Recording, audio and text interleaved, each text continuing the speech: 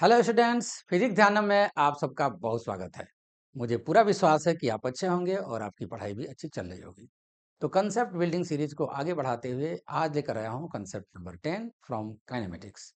So let's get started. ये देखो, a rubber ball is released from a height of h above the floor. It bounces repeatedly, always rising to 80 by 100 of the height through which it falls. ठीक है।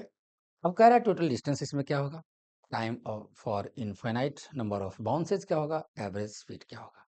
मतलब H height से गिरा, ऐसे गिरा, फिर थोड़ी हाइट कम हुई, कितना 80/100% ये राइज करता है, ऑलवेज राइजिंग टू 80/100। मतलब एच हाइट से गिरा तो 80/100 ऑफ एच, फिर ऊपर उठा, फिर उसी तरह से next height 80/100 of previous height, और ऐसे चलता रहता है। तो टोटल ये जब तक ये चल रहा है तब तक टोटल डिस्टेंस कितना होगा, और ये इसमें time for infinite number of bounces क्या होगा, एवरेज स्पीड क्या होगा। ये बहुत ही ट्रिकी क्वेश्चन है, इसको थोड़ा समझना चाहिए हम लोग को। तो देखते हैं इसको कैसे करें। इसको हम यहाँ पर लाते हैं। देखो, यहाँ पर ये है, फर्स्ट वाले में टोटल डिस्टेंस में मान लेते हैं कि h हाइट से गिरा, फिर उसके बाद से बाउंस करता है, दूसरा हाइट आता है h1, वो कितना है 80/100 ऑफ h है।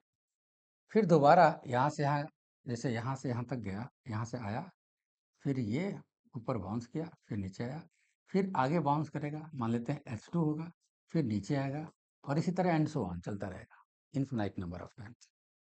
तो इस तरह के क्वेश्चन में टोटल डिस्टेंस को अगर हम मान लेते हैं, टोटल h मान लेते हैं, h इज इक्वल टू यहाँ से गिरा ये तो h हुआ, फिर ये हाइट h1 ऊपर गया, फिर आया 2h1 हुआ,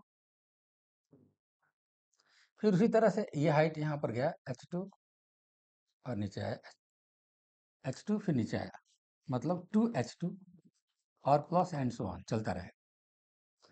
H1H2 क्या होगा, यहाँ पर देखो, H1 की वैल्यू यहाँ पर हो जाएगी 80/100 H, और फिर H2 क्या हो जाएगा H1 का, ये जो H2 होगा ये 80/100 ऑफ H1 होगा। ये देख लो, मतलब ये पूरा एक सीरीज बन जाएगी हमारे पास। H is equal to 2, H1 का मतलब 80H/100 प्लस H2 का मतलब 2 इंटू H2 का मतलब 80/100, ये 80/100 H2 का मतलब, और फिर ये 80/100 H1, तो मतलब स्क्वायर H1 हो गया। ठीक है, और इसी तरह से एंड सो ऑन आगे चलता रहेगा, फिर उसी तरह से एंड सो ऑन ऐसे चलता रहेगा। अब देखो यहाँ पर ये कॉमन हम ले सकते हैं, h प्लस 2 80H/100 कॉमन ले सकते हैं, ये वाला, और यहाँ से देखो ये 80, फिर इसी तरह से आगे चलता जाएगा, मतलब ये इन्फिनाइट तक चलता जाएगा, आगे चलता जाएगा। तो एक ये ऐसा सीरीज हो रहा है, ज्योमेट्रिक सीरीज आ रहा है।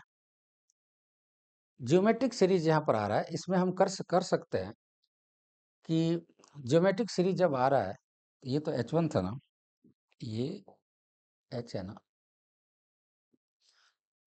तो फर्स्ट टर्म आप देख लो कितना होगा, इसमें से आपने कॉमन लिया तो ये कितना बचा 80/100 प्लस इसी तरह से आगे बढ़ता जाएगा 80/100 स्क्वायर एंड सो ऑन।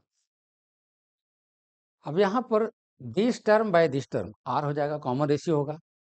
तो कॉमन रेशियो इन्फिनाइट सीरीज का जो सम होता है उसमें क्या होता है, S N is equal to क्या होता है a/1 माइनस आर, और यहाँ पर आर क्या हो गया 80/100। बस ये फॉर्मूला यहाँ पर यूज कर दो, आपका टोटल हाइट h आ गया। तो ये कंसेप्ट आपको समझ में आ गया होगा, बस इसको सिंप्लीफाई कर देना है आपको। इसी में एक और क्वेश्चन है दूसरा, कि time for infinite number of bounces, infinite number of bounces का टाइम क्या होगा?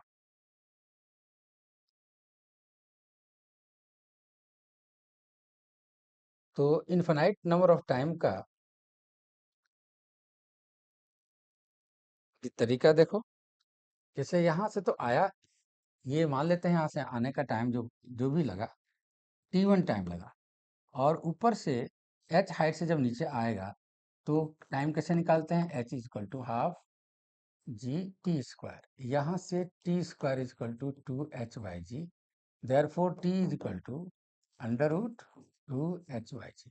ये निकल गया हमारा टाइम। फिर मान लेते हैं कि यहाँ से बाउंस हुआ, यहाँ से यहाँ गया, फिर यहाँ नीचे आया, t2 टाइम में अगर गया तो t2 टाइम में वापस आएगा। मतलब यहाँ भी जो टोटल टाइम है, जो टोटल टाइम है यहाँ भी, वो कितना निकलेगा? t is equal to t1 plus ये t2 जाने का आने का 2t2 प्लस उसी तरह से थर्ड वाला टी टाइम t3 जाना आना, मान लेते हैं t3 का है, गया और आया, तो 2t3 and so on plus infinite term तक।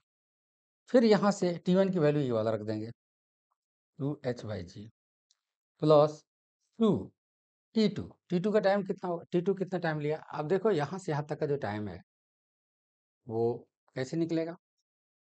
जैसे यहाँ से वही, अगर मान लेते हैं कि कितनी हाइट गया, ये वाला हाइट अगर h1 है तो h1 हाइट कितना था? 80/100 को अगर हम n मान लें, ये वाला 80/100 हाइट ऊपर उठता है, उसको अगर हम n मान लें तो nh हो जाएगा इसकी वैल्यू, ठीक है, nh हो जाएगा। इसका मतलब हो गया कि अगर हमें t1 निकालना है यहाँ से यहाँ तक आने का, तो ये nh इज इक्वल टू ये डिस्टेंस यहाँ से आने का डिस्टेंस इज इक्वल टू माने s is equal to half g t square, ऊपर से नीचे आएगा तो हाफ जी टी स्क्वायर, ये t1 स्क्वायर, t2 स्क्वायर हो गया। तो यहाँ से यहाँ आया, टाइम के लिए हमने निकाल लिया, फिर यहाँ से यहाँ जाने का और आने का टाइम तो सेम होगा। आने का टाइम अगर t2 है और ये डिस्टेंस अगर h1 है, ये हाइट, तो कितना h1 क्या था? nh था ना, h1 nh, n की वैल्यू 80/100। तो इस तरह यहाँ से h1 हाइट जो कवर हुआ हाफ जी t2 स्क्वायर, और t2 स्क्वायर का मतलब हो जाएगा यहाँ पर t2 is equal to 2nh/g, ये अंडर रूट में, तो यहाँ हो जाएगा 2nh/g, ये अंडर रूट में होगा। उसी तरह से आगे प्लस 2 और 2n के जगह पर n square h/g and so on, n square होता जाएगा आगे। फिर यहाँ भी इसको हटा करके और फिर 2 को कॉमन लेकर के आगे ज्योमेट्रिक प्रोग्रेशन का यूज करके और फिर टोटल टाइम निकाल सकते हो, वही फॉर्मूला जो आपको बताया मैंने, ठीक है। तो मुझे लगता है कि आपको ये कंसेप्ट समझ में आ गया होगा। तो आज के लिए इतना ही, कल मिलते हैं एक नए कंसेप्ट के साथ, तब तक take care, all the best.